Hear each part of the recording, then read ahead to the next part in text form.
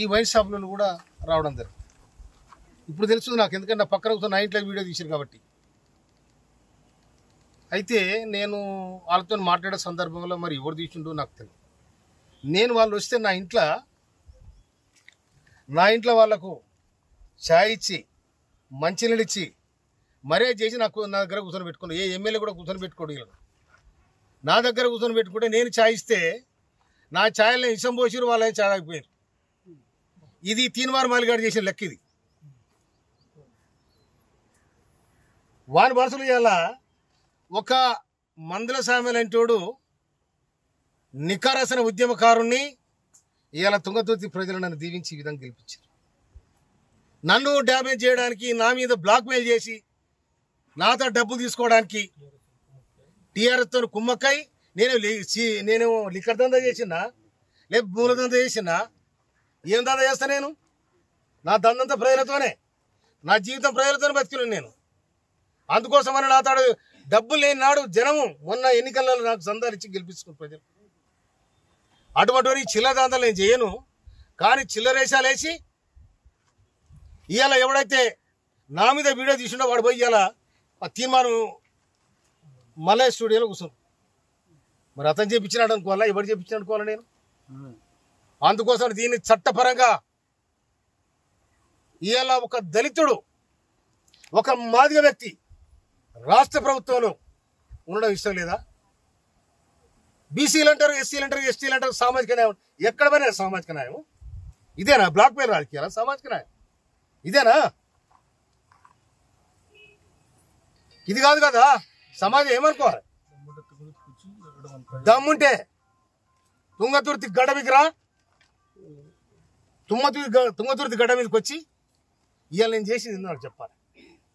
లేకపోతే దీని చట్టపరంగా నేను తప్పకుండా చర్య తీసుకోవడానికి ప్రభుత్వాన్ని విజ్ఞప్తి చేస్తాను. నా ఇంట్లో తిని నా ఇంట్లో ఈసం కలిసిపోతే ఇంతకంటే ద్రోహం ఏముంటుంది?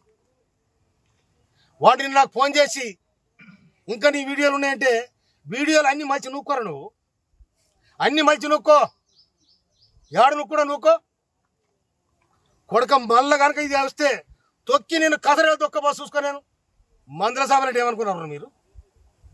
నేను మా కార్యకర్తలు దాచుకుంటే న్యాయం కోసం తుంగతుర్తి పోరుగడ్డ కొట్టని గడ్డ ఇది. కానీ మమ్మల్ని బ్లాక్మెయిల్ చేసి, మమ్మల్ని చీటింగ్ చేసి, నా ఇంటికి వచ్చి నా దగ్గర అన్నం తిని నాకు వీడియో తీపిస్తారా మీరు? నేను ఇవాళ సమాజంలో ఒక మార్పు రావాలి, గుర్తింపు రావాలి, ఒక సమాజం ఈ విధంగా ఉండాలని ఇవాళ కాంగ్రెస్ ప్రభుత్వం, ఇవాళ రేవంత్ రెడ్డి ప్రభుత్వం మేము విజ్ఞప్తి చేస్తే మాకు ఏబిసిడి వర్గీకరణ చేసింది. మాదిగ మంత్రి కావాలని కొట్లాడినా మేము. కొట్లాడి అధిష్టానం పోయి ఇవాళ మాదిగ మంత్రిని తీసుకొచ్చిన వాళ్ళ ప్రధాన పాత్ర వహించిన నేను. నా తమ్ముడు ఎమ్మెల్యేలు అందరిని అక్కడ చిన్నోళ్ళు, నేను చెప్తే వినరు వాళ్ళు. అరే తమ్ముడు, మనము చెదిరిపోతే ఆగమైతే వద్దురా, రాష్ట్ర ప్రభుత్వానికి మనం విజ్ఞప్తి చేస్తే మనకు మంత్రి పదవి వస్తుంది, సామాజికంగా మాదిగలకు కూడా అవకాశం ఉంటుందని చెప్పి నా ప్రయత్నం చేసిన. ఈ ప్రయత్నం కూడా మీరు ఓర్వలేకపోతారు. మీరు ఓర్వలేకపోయినా ఓరుతున్నారు, అది నీ కర్మ.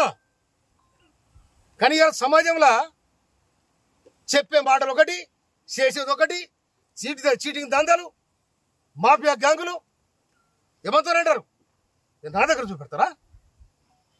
అందుకోసమనే ఇవాళ నేను నా మీద ఎవరైతే అకారణంగా నా ఇంటికి వచ్చి నా ఇంట్లో అన్నం తిని నా అన్నంలో ఇషం కలిపోయిన ఎవడెత్తుడో వారి మీద తప్పకుండా చర్య తీసుకోమని రాష్ట్ర ప్రభుత్వానికి, పోలీసు యంత్రాంగాన్ని కూడా చెప్తున్నా నేను. నిజంగానే నాకు ఎవరు డబ్బులు ఇచ్చాడు చెప్పాను.